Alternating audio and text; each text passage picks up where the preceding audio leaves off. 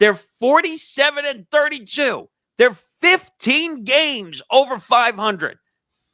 How often do you see a coach get fired that's 15 games over 500?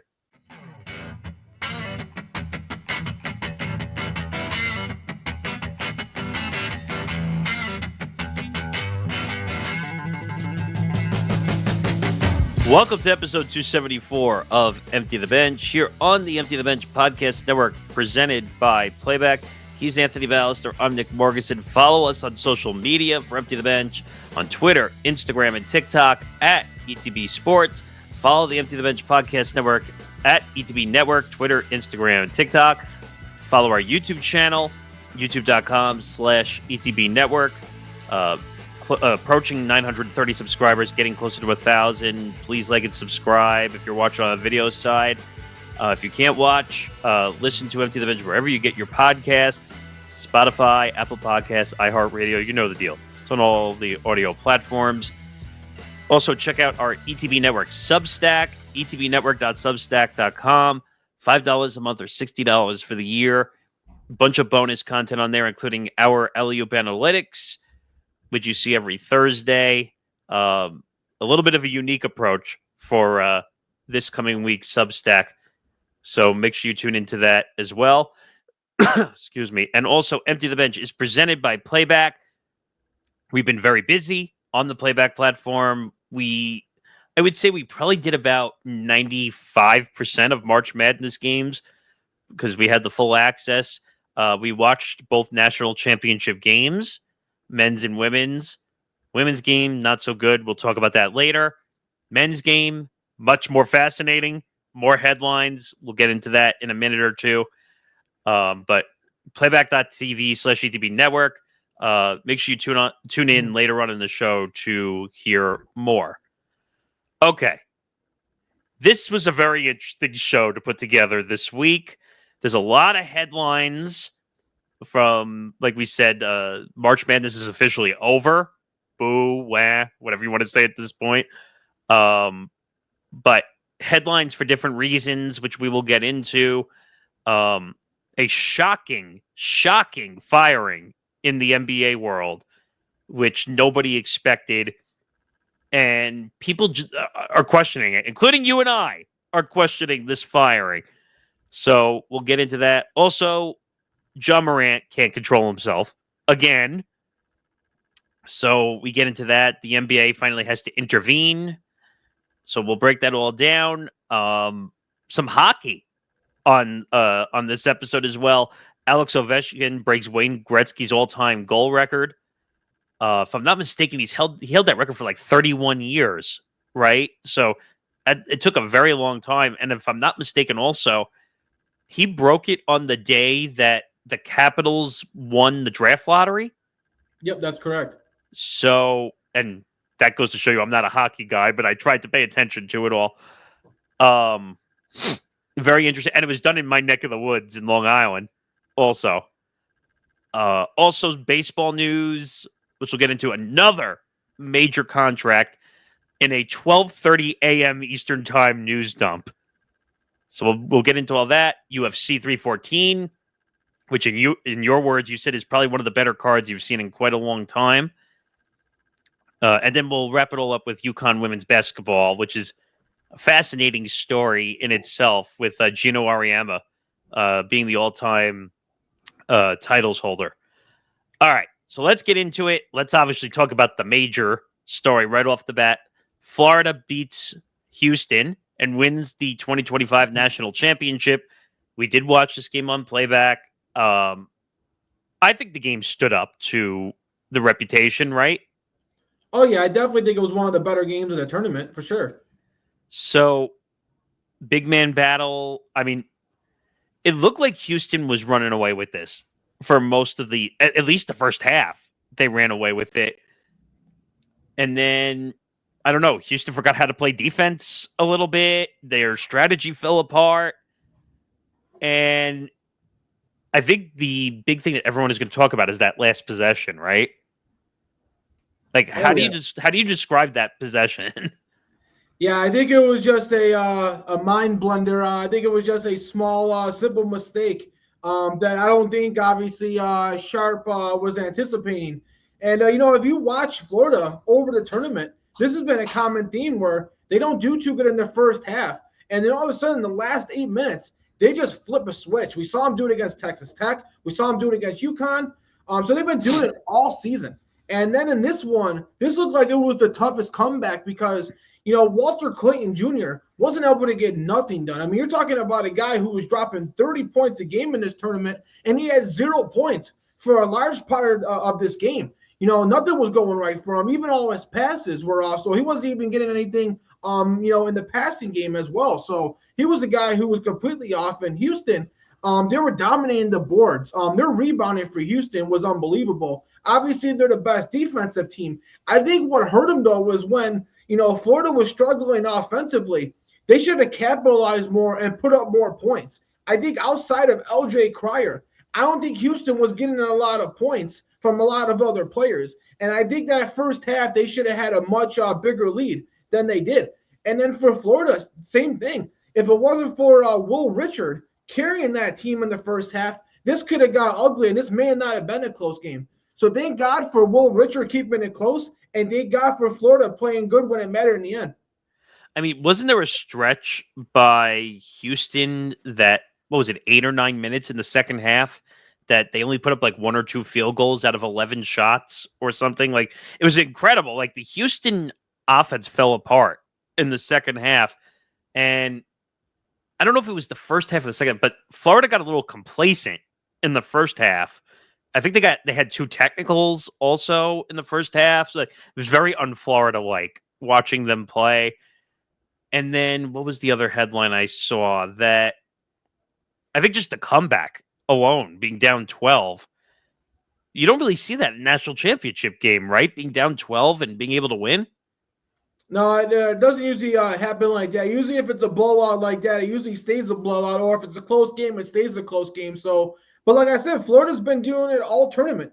They've been doing it against all the teams. They did in the game before against Auburn. They just are able to flip a switch. And, maybe it's a little bit of luck, but when a team's doing it game after game, at some point, I guess they just have a recipe for playing good when it matters and doing just enough.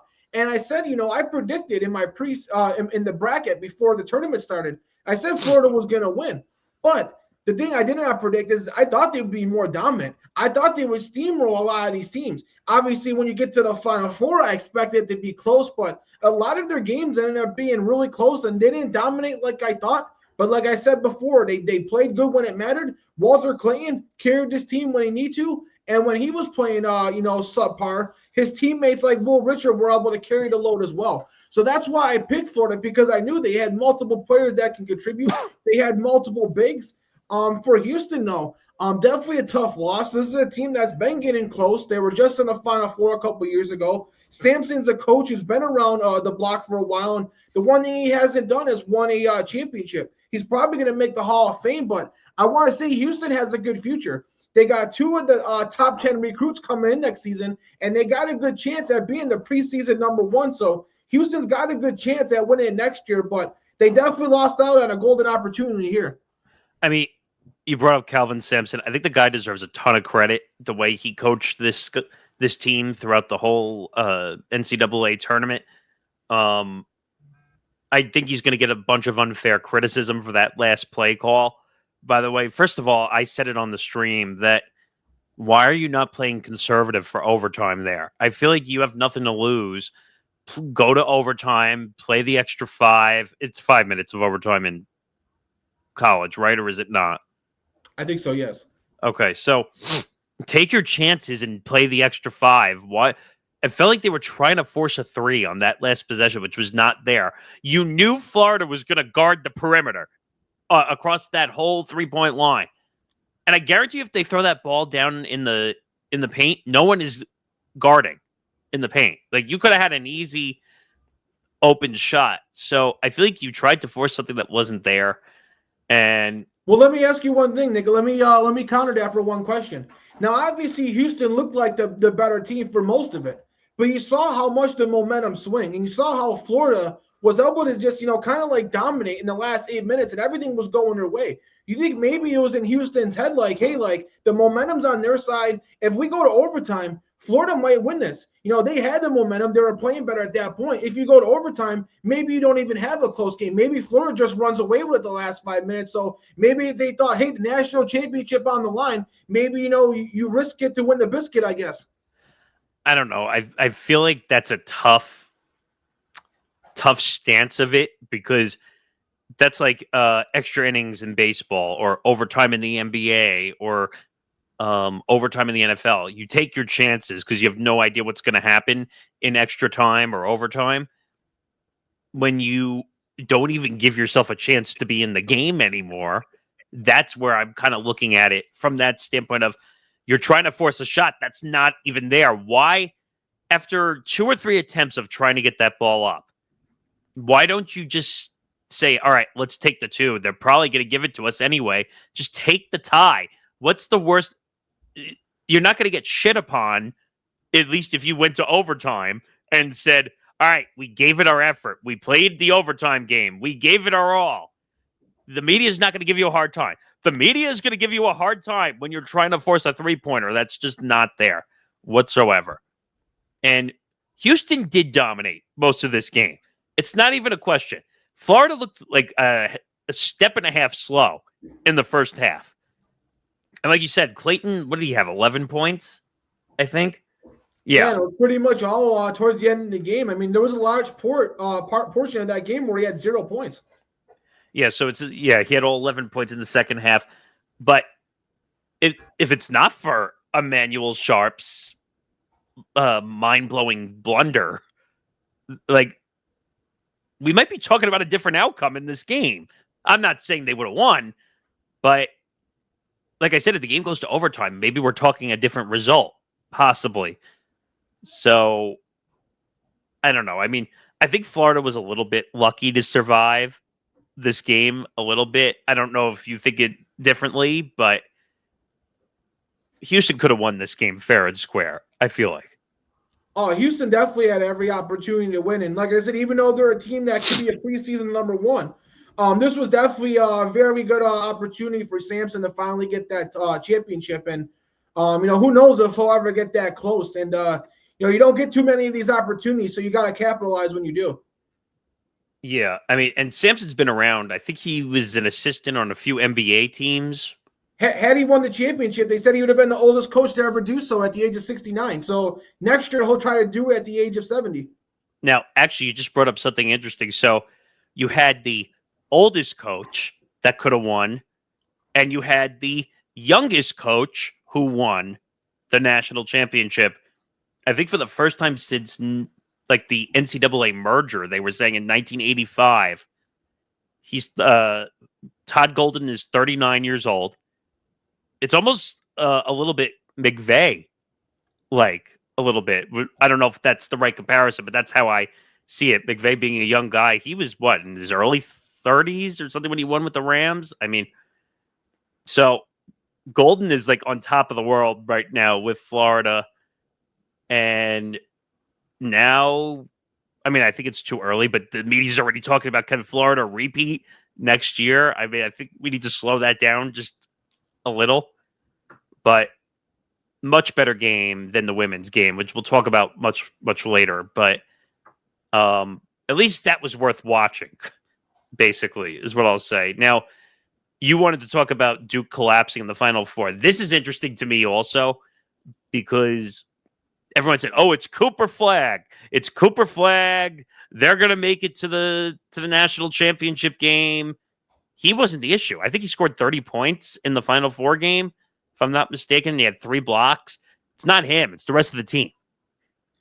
Yeah, as a Duke fan, I was definitely disappointed, and it felt like I had my heart ripped out of my chest. Very, very upsetting, and definitely, for John Scheyer, he could have became potentially the youngest coach to ever win a national championship had he won. But yeah, for people out there who's blaming Cooper Flag, obviously, you know how this works. They're always going to blame the star player, the quarterback, the guy who took the last shot. But I'm not going to judge a guy on missing the last shot when frankly, Cooper Flag never should have even been in that opportunity to have to take the last shot because the game should have already been over by that point. Just like the iffy foul on the rebound, the missed free throw shot, he should have never been put in that predicament anyways because Tyrese Proctor, a guard, should be able to make more than 50% of his free throws. And then you look at a guy like Zion James, a senior who can't inbound the ball. So I can't understand that. That was a complete collapse. I mean, you got to give it to Houston.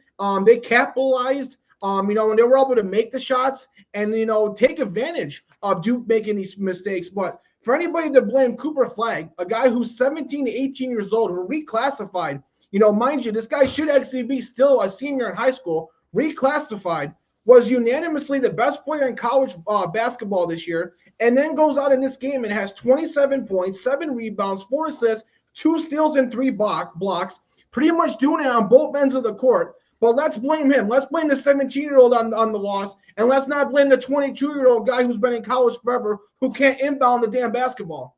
Yeah, I mean, that was bad. I mean, all the credit in the world to Houston being down, I think it was like 8 or 9 points with like 35 seconds left. Like, you would think that wouldn't be fathomable to make up an 8 or 9 point deficit with 35 seconds. Like, that just means you're not following the fundamentals of basketball.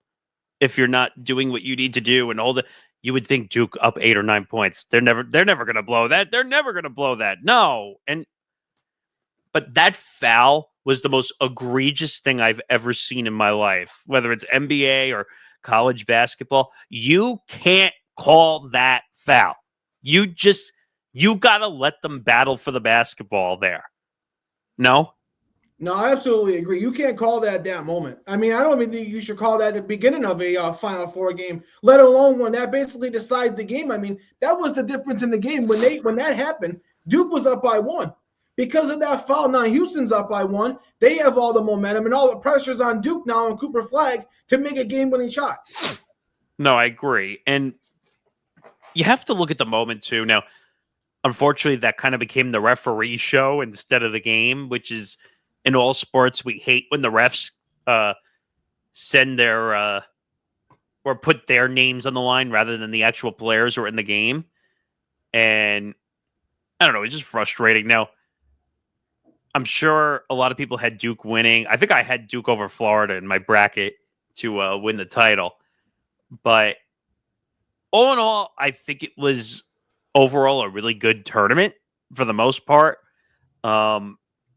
This whole thing where people were upset that there was not enough Cinderella stories, the term that I keep hearing is it was a very chalky tournament where the 1 seeds made it all to the end, and I think the 2 seeds were basically eliminated by the 1 seeds going into the national championship. I mean, you don't want Cinderellas all the way to the end. Like, that's not good television in my book. Like, you wanted Houston, you wanted Duke, you wanted Florida, you wanted Auburn. Those are the best teams. You want those teams to be there. So, I don't know. Do you believe in the chalky tournament, or do you believe more in that there needs to be some chaos that goes on in the tournament? I think it needs to have a little bit of both, but I'm more along the side of having the top teams in the Final Four and the championship. I think when it comes to March Madness, I think upsets are great in the first and second round. But you don't want to see a school like Norfolk State going all the way to the Final Four and then getting absolutely creamed by Duke. You want the best teams to play the best teams, in the later rounds. So I like upsets in the first rounds, but not when you get to the Final Four and the championship. You want to see the best of the best. And that's what everybody said we were going to get this year. And, we definitely got it. We got a tremendous Final Four, which ultimately led to a great championship. So it sucks that it wasn't Duke's year, but ultimately as a whole, the tournament was a success. And this was probably one of the better tournaments in recent years. Yeah, I think this tournament was perfect for the most part, the way it was.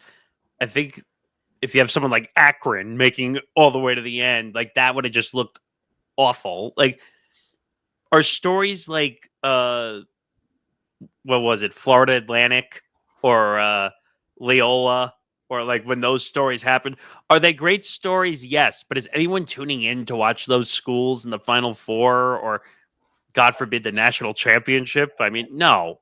So I think the tournament was perfect the way it was. The only thing I don't like about the tournament is the transfer portal opening in the middle of it, and you have teams that are still in the goddamn tournament that are making moves. That should not be allowed. Like, if you're an eliminated team, it should be like any other sport. Like, when the playoffs are going on for Major League Baseball, you're eliminated. It's your off season. You do whatever you want because it's your off season. But if you're still in competing for the World Series, you can't make moves. Same thing for the NBA. You're in the playoffs competing, you can't make a move until you're out. Or if you win, whichever comes first. So the portal thing is a disaster. They need to figure that out.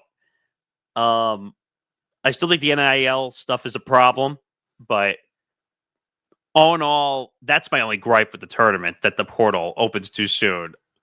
What do you think about the portal process? I think it's ridiculous. Yeah, I think they got to move it to at least maybe the first or second week of April. I mean, it's absolutely a travesty when, the national championship just ended and you look at the transfer portal list and pretty much all the top transfers are already committed to their new school. It makes no sense with the transfer portal being that early. So they got to move that. This is the issue that they have in other college sports as well. So there should be no college teams doing any sort of recruiting or transfer portal stuff until the season's over. And I hope they're able to change that soon. Yeah, we'll see what happens. But all right, now let's move on to one of the biggest headlines this week. Now, if I told you the Nuggets were going to fire Michael Malone, and we'll get to Booth in a second, but if I said the Nuggets were going to fire Michael Malone, your reaction would have been what? And I would have been saying that you're smoking crack like Stephen A. Smith says. Yeah, this was shocking. A week before the play-in, the playoffs for the tournament start, for the NBA playoffs, and this move drops, and my first reaction is, why? Why are the Nuggets making this move now? It's not like it's the middle of the NBA season. It's not like it's the All-Star break, or even right after the All-Star break. Like, this is a week before the playoffs start. This has to be player motivated, right? Like, I can't think of any other reason why you would fire him now, right? Yeah, I pretty much have, a similar reaction to when the Grizzlies fired their head coach, and we talked about that. But this one is even more exaggerated because you're talking about a head coach on a team that just won a championship 2 years ago. I mean, as successful as the Grizzlies' former head coach was, he didn't win a championship or even sniff a championship where the Nuggets coach obviously did. Now, when I look deeper into this, obviously you're talking about a team who, yes, has lost 4 straight.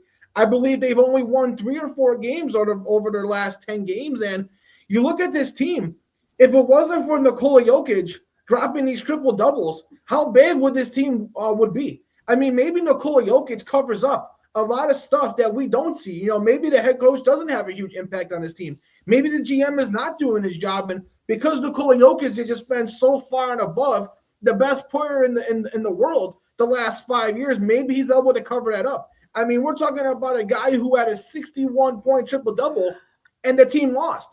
So maybe the GM is not putting the players around Jokic, and maybe the coach is not coaching the other players. And Nikola Jokic is not a guy who's going to call out the GM or call out players or call out the coach. He kind of just plays basketball keen to himself. So maybe there was more internal on this. And you're talking about a guy who's 30 years old.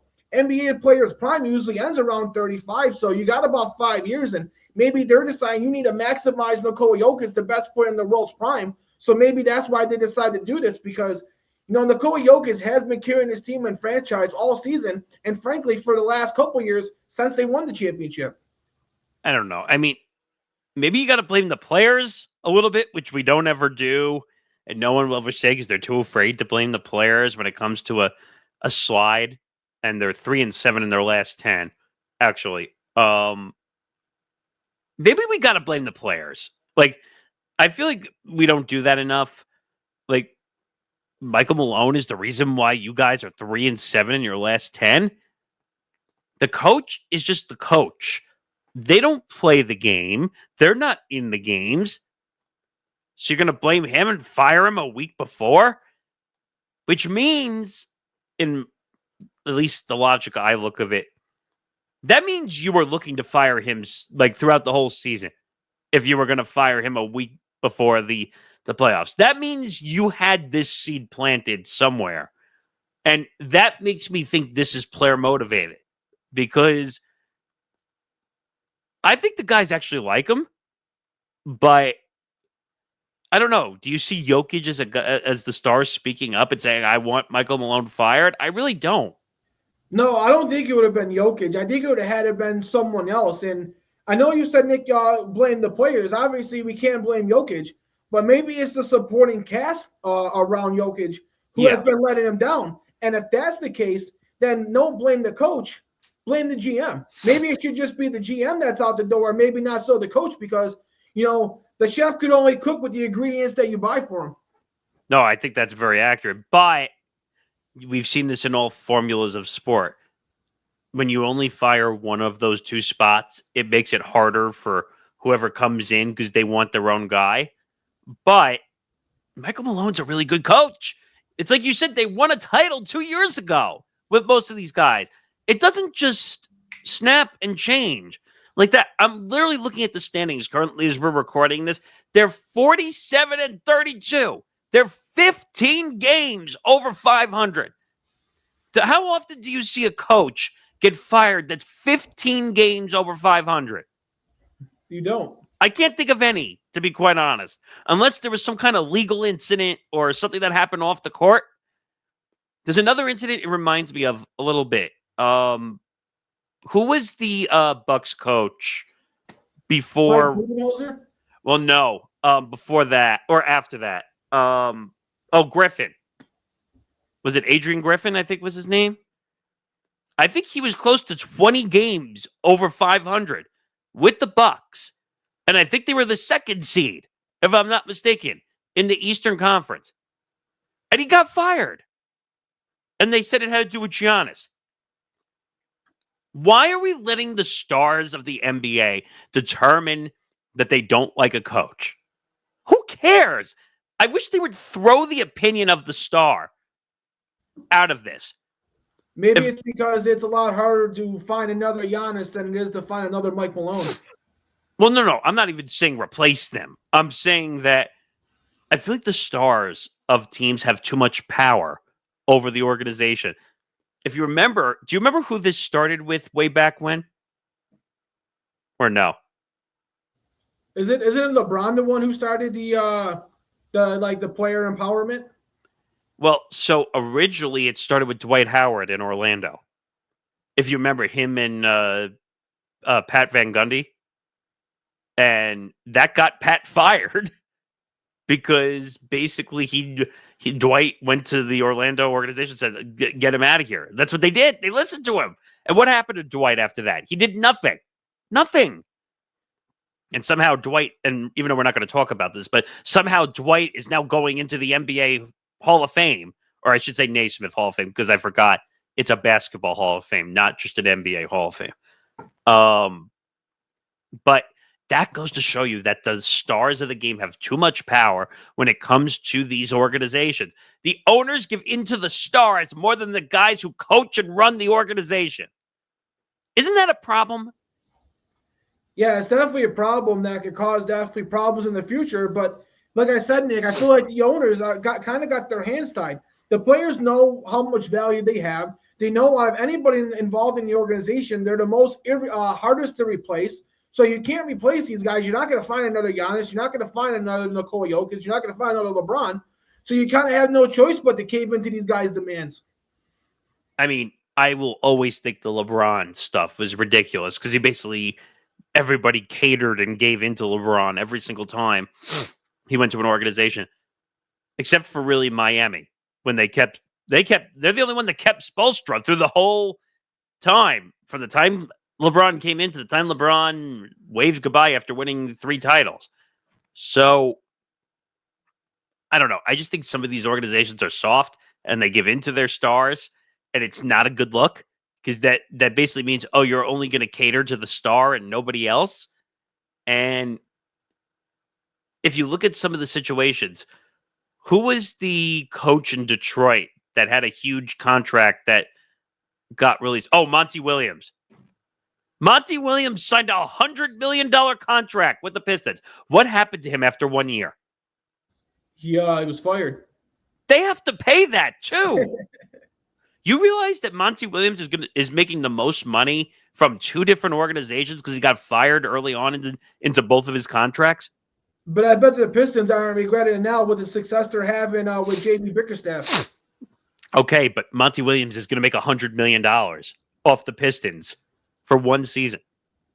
Same thing with the Suns. Remember when he took over the Suns? They fired him with like 2 or 3 years left on a deal. So I like to get his agent.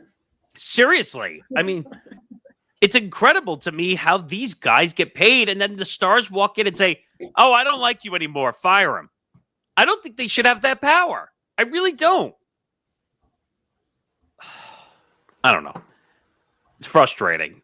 But Malone will get another job. I have no doubt in my mind that Malone will get another job. He is a really good coach. And I don't know. Where do you see him kind of fitting in scheme-wise? Well, there's definitely some interesting spots. I mean, maybe he could go to Charlotte. They got a very talented center in Mark Williams. You're going to have another top draft pick. Maybe if he can figure out a way to kind of have LaMelo Ball be more efficient. I think that could be maybe an interesting spot as well. I mean, I would take him from my Nets, especially the way they're going right now. Maybe they have the potential of getting the number 1 overall pick. I'd take Cooper Flag right now. But I don't know. This is just a dumb situation. Let him finish out the year because you obviously had it in your mind you're going to fire him. So let him take him through the playoff run. And by the way, if he wins a title, you're not firing him either. I'm just going to say that right now. Empty the Bench is presented by Playback. Watching sports is more fun with others, but we spend too much of our time watching alone. Playback is a virtual space where communities can stream live sports together with everyone perfectly synced up. Creators can hop on stage, deliver their own play-by-play analysis and commentary, and invite viewers up for Q&A. Playback makes watching sports fully interactive and a social experience, from playing fantasy sports, repping your favorite players and teams, and watching with the commentators and communities you care about. Win or lose, sports are best enjoyed together. Join our community by going to playback.tv/ETB network to find out more, including our live stream schedule. And now back to the show. Let's move on a little bit. Another story that kind of took headlines. When will Ja Morant learn that he can't do certain things that make attention for the NBA? Now, what am I referring to? Ja Morant got fined for a gun gesture again during a game. The NBA is kind of battening down on, they don't want, because it's bad for kids who watch the NBA seeing these guys floating gun gestures during a game. And I think he ended up getting fined $75,000, if I'm not mistaken, for floating a gun gesture. I did a live stream video on this as a reaction. And basically, I'm going to say the same thing. Ja Morant got what he deserved. I guarantee you it's not a popular opinion what I'm saying, but you have to understand, when you have the reputation of doing dumb things, if you remember when Ja Morant went into the strip club and was brandishing a gun on an Instagram live video, what, you don't think the NBA is going to forget about that? Like, this guy is not a smart individual. He's 25 years old. He hit the lottery. He's made millions of dollars, but there's no logical common sense in his brain, right? Yeah, I thought Ja Morant was a changed man. I thought we were going to see a different Ja Morant. After Ja Morant missing so much time and coming into the season, I thought this was going to be a different Ja Morant. And up to this point, it seemed like he has been, doing the right thing, and it seemed like maybe he finally matured. And it's unfortunate because this is a guy who's one of the brightest young stars in the NBA. If you're talking about just his talent and as a player, this guy's one of the best players in the NBA. You're talking about a guy when he's been on the court.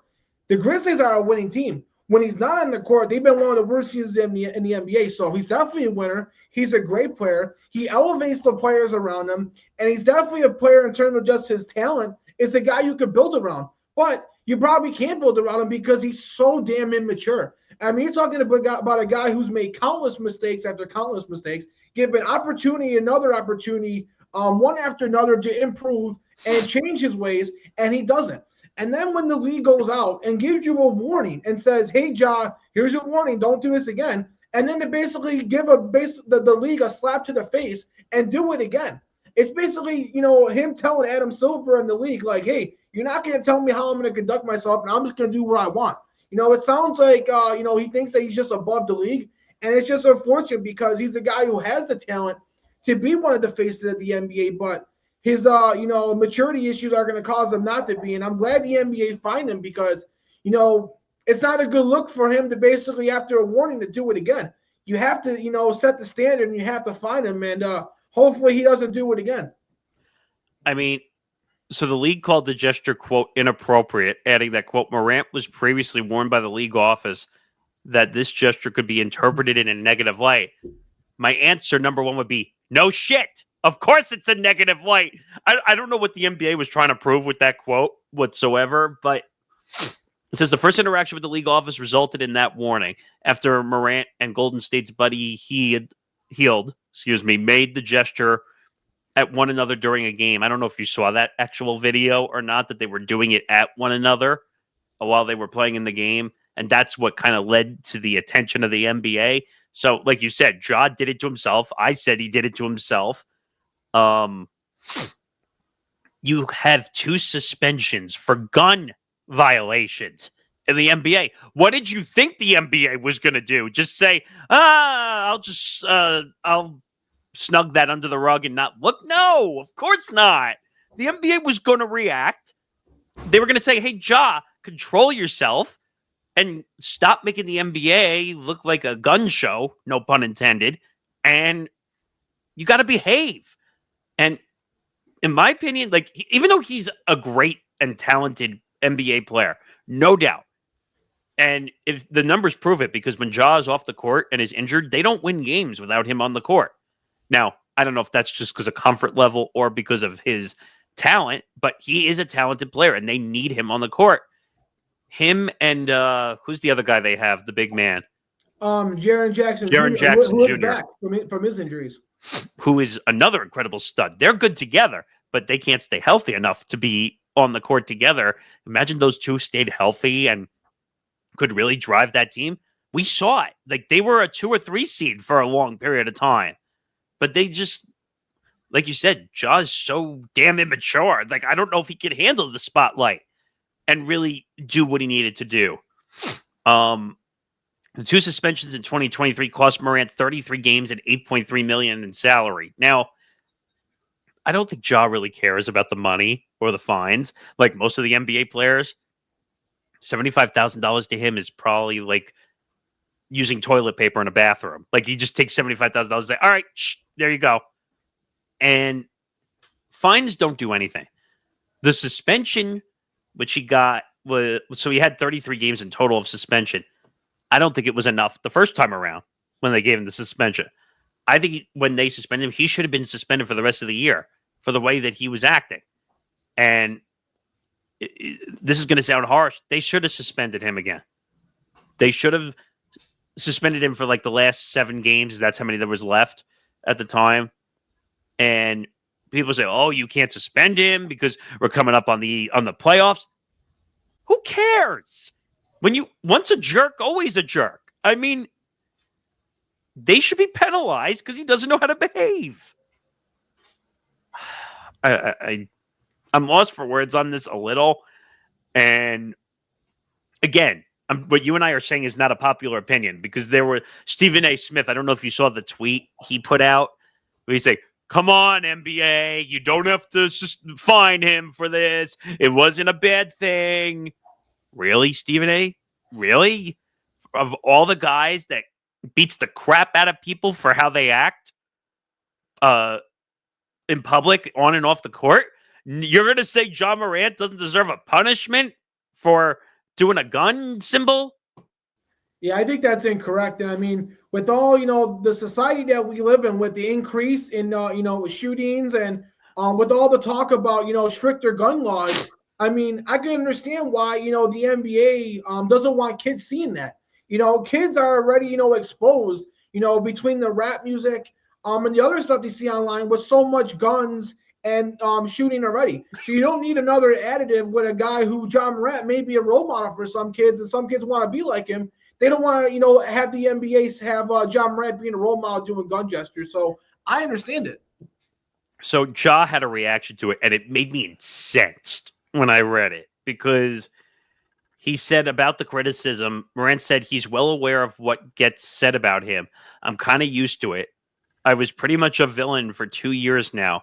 Every little thing, if somebody can say something negative about me, it's going to be out there. So yeah, I don't care no more. Really, Ja? Really? That's your reaction to all the dumb things you've done over the last 2 years? Yes, of course they're going to say negative things. Number one, you're a public figure. So people are going to say positive and negative things about you, regardless. Whether you have a 60-point game or you were a jerk and you brandish a gun in the strip club, they're going to talk about you one way or the other. But to say, oh, I was pretty much a villain for 2 years and they say every little thing, because you give them the ammo, no pun intended again, by the way, but you give them the ammo to speak up. Seriously. Like, I don't know. Am I wrong that he's giving people the ammo to speak up? No, I agree with absolutely everything you said, and I don't understand how John Morant, could be, so wrong about this. He can't see what's going on here, and the fact that he needs to be a better role model for the kids that look up to him. And it's not just about people picking on me or people saying bad things about you. You play in the NBA where a lot of kids grow up watching. Just like John Morant at one point was a kid watching the NBA. So he's got to set the standard for the next generation, just like the generation of the Kobe's and the LeBron set for him. And if I'm not mistaken, now he's 25 years old. He has his own kids. If I'm not mistaken, right? I think he has at least 1 or 2 kids already. So you're setting a bad example for your kids, too. Come on, man. Like, you want your kids to grow up and see, oh, he was in the NBA. That's cool. Oh, he got in trouble all the time for guns. So, I don't know. Tough one. But I just don't. Adam Silver's not the punishment type, as we've learned over the years. So, I don't see much really happening. All right, let's switch gears to something we don't talk about a lot on here. Let's talk some hockey.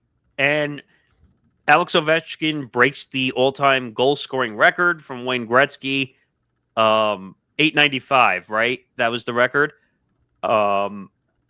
This was cool. And usually I'm not as big on the hockey front, but 20 years in the NHL, which is tough for any sport to play that long.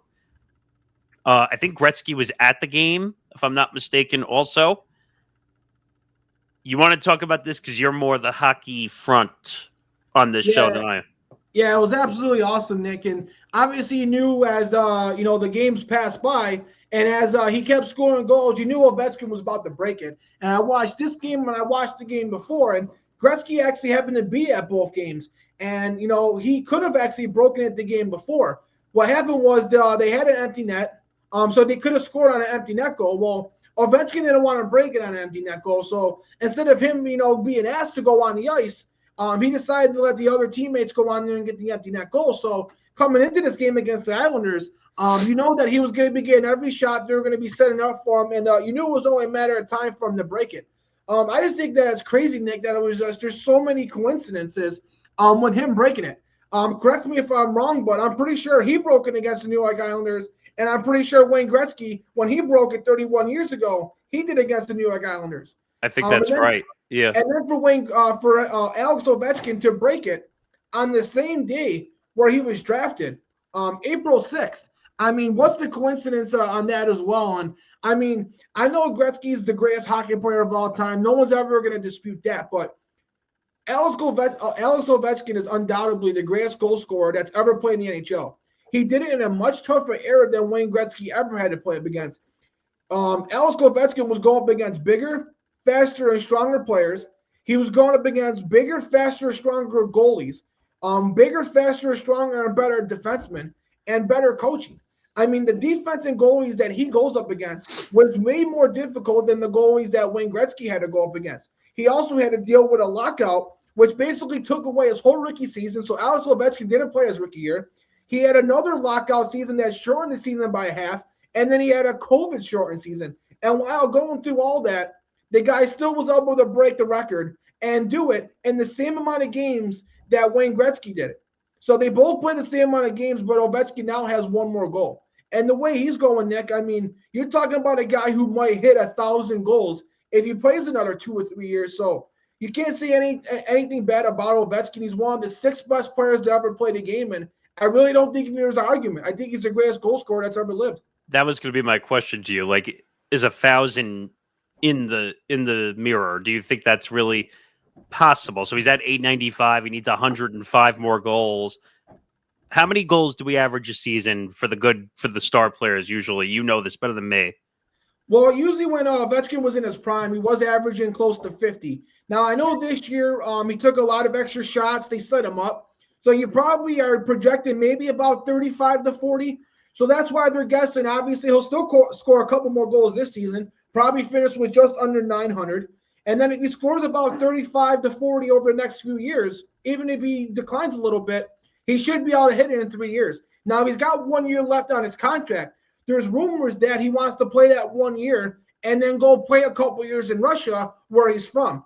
Now, hopefully the Capitals can convince him to come back. The team's doing really good. They're super successful. They're the number 1 team in the Eastern Conference. So hopefully Ovechkin can sign a contract extension. But I think if he plays 3 more years, he probably hit the 1,000-goal mark. But he's already going to be guaranteed to become the first player next season to hit the 900 mark. Which is incredible. This guy has been amazing. I mean, thank God he got a Stanley Cup also, because I think that would have been a glaring miss. Like, having the accolades and being the all-time of anything is cool, no doubt. But winning the Stanley Cup, how long ago was that? It feels like an eternity ago. I think he won in 2018, but it was real cool, Nick. After he scored the goal to break the record, they kind of stopped the whole game. They rolled out the carpet. They had Wayne Gretzky coming out there, shook his hand, and Wayne Gretzky joked that when he broke the record, his owner bought him a Rolls Royce. Yes. So I wonder if Ovechkin's going to get a Rolls Royce soon. So I think partially that was a joke because the NHLPA and the NHL has rules against gifts, which I didn't know was a real thing. So I think that was part of the joke because they know they can't actually do it. I thought the celebration after the goal was funny. The full belly flop sliding across the ice was probably one of the better celebrations I've ever seen in professional sports. In my opinion, I listened to the radio call too. That was kind of cool also, because I'm a radio nerd at heart first, just because I worked in the industry. But if he gets to 1,000, I think that's a safe record. Regardless, I think even if he's in the 900s, they were saying that Sydney was probably the closest to, but he's still like 200 away. Yeah, he's 37, 38 years old. So he's the closest, but he's not getting anywhere near that record whatsoever. So I think the record is safe for a while. It might take another 30 years at this point, the way that that's going. Ovechkin's a funny guy too, like personality-wise, like when he does interviews and stuff also. So great moment. Ovechkin deserves the spotlight in this situation. So totally cool moment in that regard. All right, let's move on. We have a few more left to do. Some baseball. And Vladimir Guerrero Jr. signs a 14-year, $500 million deal with the Blue Jays. No deferment. So this is a full contract. We're not pulling a Los Angeles Dodgers where we're deferring $1 billion into the Stone Age where they're not going to pay it until like 10, 15 years down the road. This was a shocker, a surprise. Obviously, everyone knows Guerrero Jr. is the son of Vlad Guerrero, Hall of Famer. This guy's an incredible hitter. He's going to be an incredible hitter for many, many years to come. But I did not think he was going to remain with Toronto just because Toronto has a history of not spending the money in baseball, even though they have billions of dollars with Rogers, the network, TV network, a company that owns the franchise. So they have the money. They just never spent it. This is the first time I've ever seen them legitimately spend on a free agent of this magnitude. And I'm glad for that fan base because they usually don't get this opportunity to have someone of this caliber be on their roster. So he's 26 years old, so he's in his prime. So he's pretty much going to retire a Blue Jay because this takes him to his age 40 season. But from someone who doesn't watch baseball all the time, what did you make of this deal when you saw it? That's funny, Nick. Yeah, I'm not the baseball, quite like you are, but I had the same reaction. I mean, I knew, Vladimir Guerrero Jr. is one of the best hitters in the world, and I knew he was going to get paid by some team, but I didn't think it was going to be the Blue Jays. I mean, last time I heard about him and his contract, I'm pretty sure his contract that he wanted to get was rejected, and it didn't seem like they were going to be able to negotiate, and it seemed like it was going to go to the final year. He was going to have to play out the contract, and he was going to potentially, maybe hit the market. So that's what I thought. I thought it was going to be another team getting this, so I definitely had the same reaction to you, but it's definitely glad to see him retire. I mean, you're talking about a guy who doesn't play that far from me. He's a guy who I actually think maybe even played for the Buffalo Bisons when he was in their system. So this is a guy who has a lot of potential, and I still think he could be even better than what he is right now. I don't even think he's hit his full peak. So this is a guy who's always going to be in the top 10, top 5 probably in home runs for the next 10 years. So I think it's a tremendous deal for both sides. Honestly, I think the money's good. I don't think they overpaid for him either. Yeah, I don't think they overpaid. And like I said, they didn't defer it, so they're not pushing all the money out to the middle of nowhere. The Blue Jays, for the first time in their franchise, are going to reach a luxury tax threshold of over $200 million on their payroll, which is, for Toronto, that's a lot of money. But they're finally dedicating to a star that deserves it. They have a young nucleus, so I kind of hope that they don't just say, hey, let's sign him, but we're not going to go the full mile and sign. If you're going to pay $500 million to your star, that means you better go spend the rest and try to bring your core back. But I'm kind of I'm happy for them, even though it's against my Yankees in the AL East division, so we're going to see him for the next 14 years. But it totally had to be done. It was worth it. Good move by the Blue Jays. All right, 2 more to go. Let's break down this card because this card is incredible. Even I know. Yeah, this is definitely one of the best cards of the year. The Miami UFC card is always stacked, but this one may be more stacked than others. Obviously, you got a tremendous featherweight championship bout between Alexander Volkanovski fighting against Diego Lopez. Now, Ilia Topuria was the champion, but he vacated the belt and moved up. So now you get Volkanovski, who's getting another chance, and he's going up against rising star Diego Lopez, who, over the last year or so has become one of the most exciting fighters in the UFC. So you're talking about two guys who are all around. Both guys could grapple. Both guys could strike. Obviously, I'm going to side with Volk. I think Volkanovski striking will be the difference. I think he'll get back his featherweight championship bout. You also got Michael Chandler, who's always entertaining in all his fights. And, yeah, maybe he didn't get the Conor McGregor fight, but he got Paddy Pimblett fight. I love him. And that's going to be a tremendous fight. I know those are two fighters, Dick, that you know a lot about. Yes, I love Paddy just because I love his Irish personality and just how he acts and everything. And I just don't know if he'll be able to win against Chandler, even though Chandler didn't look good in his last fight. He looked a little slow. Who did he fight his last fight? He fought Charles Oliveira, who is one of the best fighters in the world. Maybe the second best lightweight in the world behind Islam Makhachev. So going from fighting him to fighting Paddy Pimblett is definitely a huge step down in competition. And I think it's exactly what Michael Chandler needs after fighting, basically championship level fighters. But I think Paddy might win. I think Paddy's grappling is going to be the difference in this one. He's the much younger fighter. He's very hungry. He's trying to go on his title run. And I think Michael Chandler will make this entertaining and make this tough. Yeah, I think Patty the Batty will win. And there's also some other good fights on Nick, and another one that you'll know about.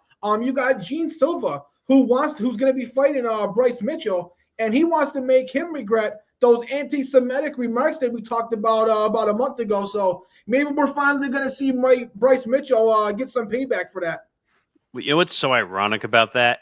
That was one podcast episode that he did, and that was it, because his comments went absolutely haywire. I never forget it, and he basically just destroyed his reputation after that whole bout. But this is an incredible card. It's an incredible card from many different directions.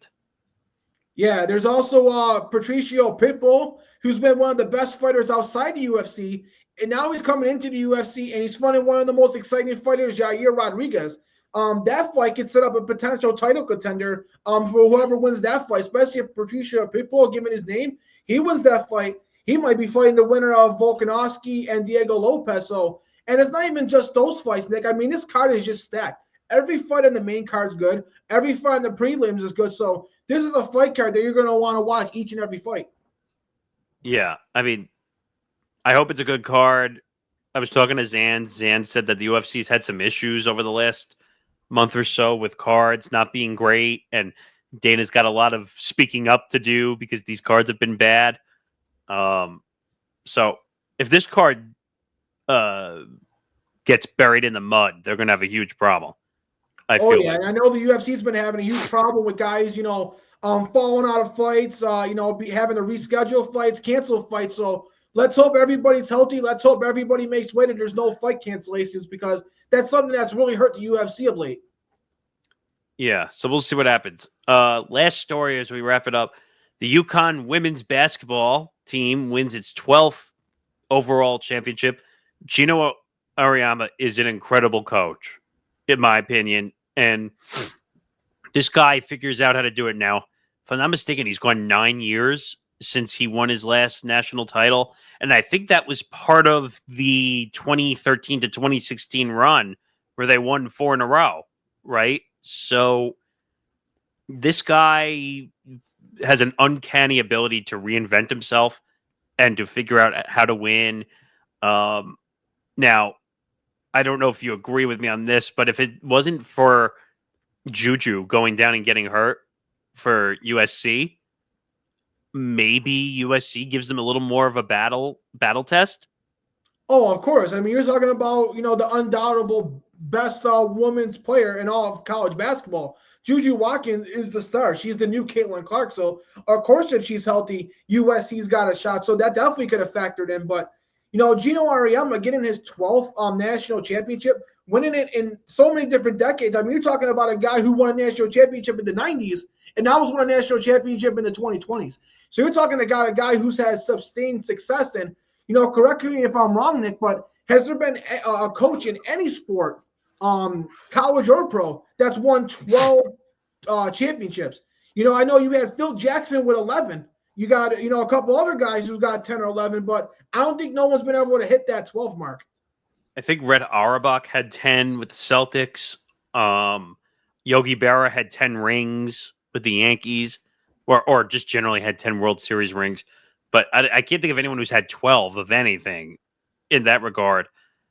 I think he's also been very fortunate over his time to have as many big names as he's had, going all the way back to Stewie, Brianna Stewart, and Deanna Taurasi, and just being very, very fortunate to get these big names and just to win title after title after title. The game was awful, by the way. Like South Carolina, who's been playing well all tournament and has been to 3 out of the last 5 national championships. It looks like they just were not prepared to play whatsoever. And once you give Gino and UConn the door wide open, they're going to smash right through it. And that's what ended up happening. And it's interesting also to see Gino adjust to the social media era and the NIL era with a lot of these older coaches. So I don't know. Like, people are saying, is he going to retire? I think he's one of those guys that's just going to keep going until he can't do it anymore. why leave now? You just won, right? Yeah, I agree. I don't see him retiring anytime soon. I mean, I think he's going to try to maximize as many titles as he can. And, we would be remiss if we didn't bring up Paige Beckers. Someone who was, in the same limelight as Caitlin Clark just a couple years ago. And, unfortunately, she had some injuries. But for her to be able to come back from those injuries, become one of the best players in college basketball again, win a national championship, and now be the projected first number one pick in the WNBA draft. I mean, that's absolutely astonishing. I mean, and she deserves all the credit in the world. And I think she's going to have tremendous success in the WNBA as well. Yeah. I mean, just incredible run. And that officially puts a bow on March Madness and the NCAA tournament season. What do you have to say, since you follow this way more than I do? I love the tournament, don't get me wrong. But how would you put a bow on the tournament as a whole between both sides? I would definitely say the men's was definitely obviously better and more compelling. Obviously, the women's, you didn't get a good national championship. South Carolina didn't show up to play. Obviously didn't get a good game. And then obviously the injury to Juju Watkins. The star player of college basketball, we didn't get to see how her tournament would have finished. And maybe she would have got a national championship. So it's definitely unfortunate. And then when you look at the men's side, you had so many top teams competing in the Final Four and so many compelling games, which led to a great Final Four and a great championship game with tremendous comebacks. I definitely think as a whole, success, probably one of the best tournaments we've had. But I think the men's were definitely much better than the women's this year. I mean, the big thing that was interesting is like the women's side is now coming out and saying they want their own TV deal because they feel like they don't get enough attention when they do bring more value than, excuse me, than what they bring. But the men's tournament is always going to bring more financial value than the women's. Maybe decades from now, maybe they'll get closer to one another. But the men's tournament is always where the value has been. Don't get me wrong. The women's game is way better than it was, what would you say, 5-6 years ago? Where last year was probably, last year the women's tournament was probably better than the men's tournament. Look at all the star players you had last year with Caitlin Clark and Angel Reese and Cameron Brink. Now this year you had Juju Watkins, but she got hurt and you didn't get a good national championship. But yes, women's college basketball is definitely on the rise. And now on both sides, like I said, you have the portal, you have the NIL, you have to go through all the rebuild and who's going to spend more money. I heard on the men's side, this is rumor, but maybe you know this more than me. I heard Duke is willing to spend going into the offseason. I heard like that they're going to put in quite a bit of money so that they can retool. I mean, Duke usually doesn't have the issue of guys running away and transferring because they're a big name. But do you think that's true, that they're going to have much more financial stability the way that they're saying?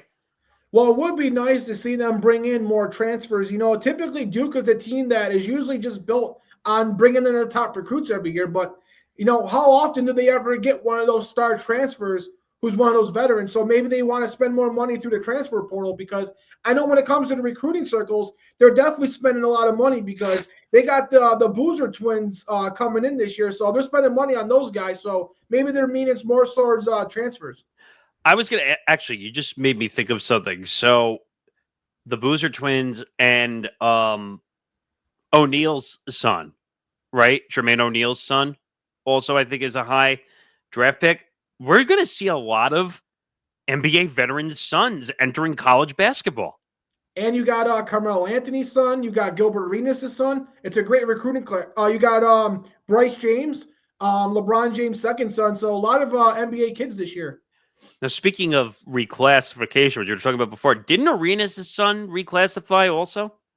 Yes, he did. Now he's coming out in this the 2025 class. Which is incredible, considering how young the kid is. But it's going to be an incredible NBA, well, I should say college basketball recruiting class, which will eventually is going to lead to some great NBA draft class in the next couple of years. But that'll do it for this episode. 273 of Empty the Bench. Make sure you follow us on social media on Twitter, Instagram, and TikTok at ETB Sports. Make sure you follow the Empty the Bench Podcast Network at ETB Network across all platforms. Make sure you follow us on YouTube, youtube.com/ETB Network. Please like and subscribe. Hit the button below. If you're watching on the video side, on the audio side, just go over to YouTube, like I said, and just hit the subscribe button and listen to Empty the Bench wherever you get your podcasts, all audio platforms. So make sure you check us all out there. ETB Substack, check us out. Alley-oop Analytics. Again, I think this is a good topic because it's not our typical topic that we talk about or NBA headlines. So don't miss that coming out tomorrow. So check that out. And obviously we are presented by Playback. Now with college basketball and March Madness being in the books, we will get back to the NBA. We will do some Major League Baseball with their new deal and some other stuff along the way as well. All right. So that'll do it for Empty the Bench, episode 273. He's Anthony Balester. I'm Nick Morgasen. Have a good afternoon, everybody. We'll see you next week.